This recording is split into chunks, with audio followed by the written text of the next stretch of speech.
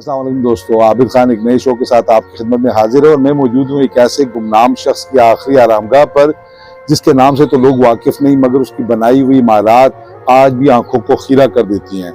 मियां मोहम्मद सुल्तान की ये कब्र है जिसे एक वक्त में लाहौर का सुल्तान कहा जाता था। अंग्रेज और सिख दौर में ये सबसे बड़े जो है वो कंट्रैक्टर या ठेकेदार कहलाए जाते थे। लाहौर का रेलवे स्टेशन, लाहौर की छावनी, लाहौर की पटरियां, इसके अलावा लंडा मार्केट, सराय सुल्तान और न जाने ऐसी कितनी ही इमारत हैं जो उनके हुनर का मुंह बोलता सबूत है। 150 साल से ज्यादा का अरसा गुजर चुका है मियां सुल्तान को इस दुनिया से गए हुए, मगर उनके हाथ की बनाई हुई इमारत आज भी लोगों से दाद और तहसीन हासिल करती है। यकीनन इंसान फानी है, इंसान ने मर जाना है, खत्म हो जाना है, मगर उसके हाथ का जो हुनर है और उसका जो फन है वो हमेशा जिंदा रहता है। और इसकी एक बड़ी मिसाल मियां सुल्तान के हाथ की बनाई हुई इमारत है जो 200 साल से लोगों को अपनी तरफ मुतवज्जो कर रही है। 10 साल की उम्र में यतीम होने वाला मोहम्मद सुल्तान अपनी बेवा माँ के साथ शाहबाद कश्मीर से लाहौर आया जिस वक्त उसकी उम्र लगभग 12-13 साल थी। यहाँ उसने ऐसा रूज पाया कि लाहौर का सुल्तान कहलाया। मोहम्मद सुल्तान लड़कपन में लाहौर पहुंचा तो इब्तिदा में यहाँ मेहनत मजदूरी की। जवान हुआ तो लाहौर में पहले साबुन बनाकर फरोख्त किया और फिर चूने की भट्टी कायम की। उसे कुश्ती का शौक था और उससे पैसे भी कमाता था। महाराजा शेर सिंह के दौर में उसने एक बड़े पहलवान को शिकस्त दी और एक घोड़ा इनाम में पाया। जब सुल्तान ने कुश्ती जीत ली तो उसने सिख बादशाह से शिकायत की कि सरकारी इमारतों की तामीर के निगरान अफसर गरीब होने की वजह से उसकी ज्यादा हौसला अफजाई नहीं करता। उसे दरख्वास्त की कि उसे इमारतों की तामीर के लिए चूने का ठेका दिया जाए। सिख बादशाह ने उन्हें किले के लिए चूना फराहम करने का ठेका दे दिया। यूं मोहम्मद सुल्तान के लिए खुशकिस्मती के दरवाजे खुल गए। उसे न सिर्फ चूना सप्लाई किया बल्कि शहर लाहौर में कई इमारतें भी बनवाई। तारीखदान कहते हैं कि सुल्तान शहर के बासर लोगों से राब्ते करने में कामयाब हुआ और एक छोटा ठेकेदार बन गया। कहा जाता है कि जब अंग्रेज आए तो उनकी पजीराई करने वालों में मोहम्मद सुल्तान आगे आगे रहे। नतीजा ये हुआ कि जब नए हुक्मरानों ने लाहौर छावनी बनाना शुरू की तो बैरक्स तामीर करने का ठेका मोहम्मद सुल्तान को मिल गया। ये बात 1850 की है। मोहम्मद सुल्तान ने लाहौर की पुरानी तारीखी इमारतें गिराकर उनकी ईंटों को इस्तेमाल करते हुए फौजी बैरक्स बनाई। मुगलिया दौर की छोटी ईंट की हवस ऐसी थी कि इस ईंट को हासिल करने के लिए कई अहम तारीखी इमारत खरीद कर उन्हें गिरा दिया गया। लाहौर के दरवाजे गिराए गए, मुगलिया दौर की बेहतरीन इमारत जमीन बोस कर दी गई और मुगलिया दौर की मसाजिद का तो कोई हिसाब नहीं था। कितनी शहीद की गई और कितनी छोड़ी, सिर्फ एक ईंट की लालच में जो अंग्रेज को खुश करने के लिए मुख्तलिफ इमारतों में इस्तेमाल की गई। हजरत मियां मीर के मजार से चंद कदम पर वाक़े दारा की बीवी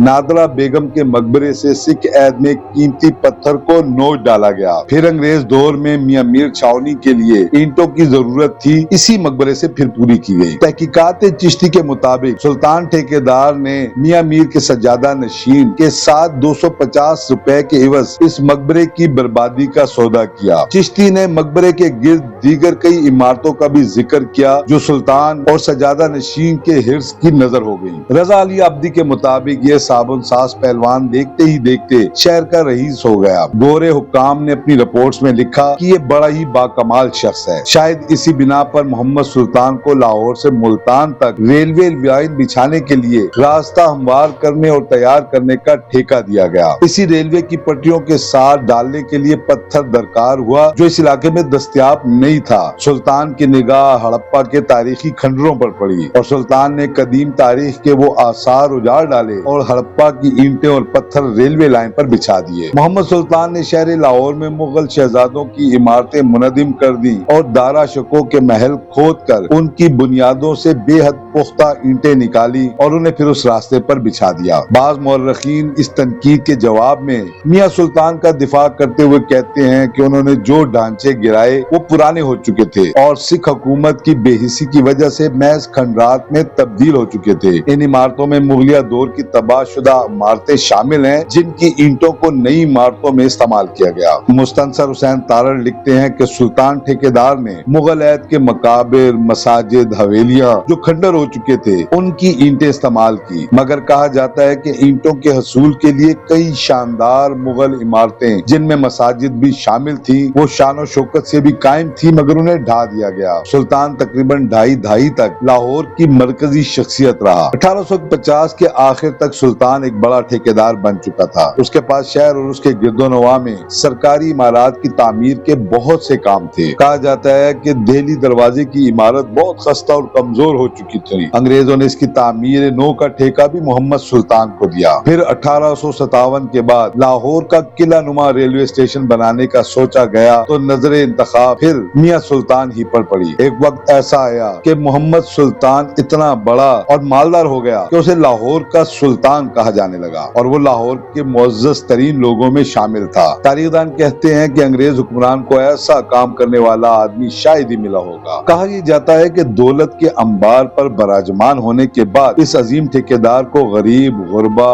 مسافروں اور غریب الوطن لوگوں کا خیال آیا تو شہر لاہور میں ایک سرائے بنوا دی جو آج بھی سلطان کی سرائے کہلاتی ہے۔ ریلوے اسٹیشن جو تقریباً 5 سال میں مکمل ہوا جس کے بعد اس سرائے کو لاہور آنے والے مسافروں کے لیے مخصوص کر دیا گیا۔ بعض تاریخ دان لکھتے ہیں کہ سلطان کا دل خدا ترسی اور سخاوت کے جذبات سے معمور تھا۔ اپنی آمدن کا بیشتر حصہ غریب اور مساکین میں تقسیم کرتا اور خود سادہ زندگی بسر کرتا۔ رضا عابدی کہتے ہیں کہ محمد سلطان نے آخری کارنامہ یہ سر انجام دیا کہ اینٹیں حاصل کرنے کے لیے انہوں نے ستارہ بیگم کے مغل دور کی عظیم الشان مسجد گرا دی۔ اس کے ساتھ مدرسہ بھی تھا اور حجرے بھی تھے۔ کہتے ہیں کہ ستارہ بیگم کی مسجد ایک عام قیام گاہ بن چکی تھی۔ اس میں انگریزی اخبار سول اینڈ ملٹری گزٹ کا ایڈیٹر رہنے لگا تھا۔ کچھ بھی ہو اس عمارت کا گرنا غضب ہوا۔ محمد سلطان کے بنے بنائے کام بگڑنے لگے۔ انہوں نے اتنے زیادہ اور بڑے ٹھیکے لیے ہوئے تھے کہ یہ کام اب ان کے بس کا نہ رہا۔ انگریز دوسرے ٹھیکیداروں کی خدمات حاصل کرنے لگے یہاں تک کہ 1870 تک سلطان دیوالیہ ہو گیا۔ کہتے ہیں کہ سلطان نے انگریزی میں لاکھوں روپیہ کمایا، اگرچہ ناخواندہ تھا مگر بخت یاور تھا۔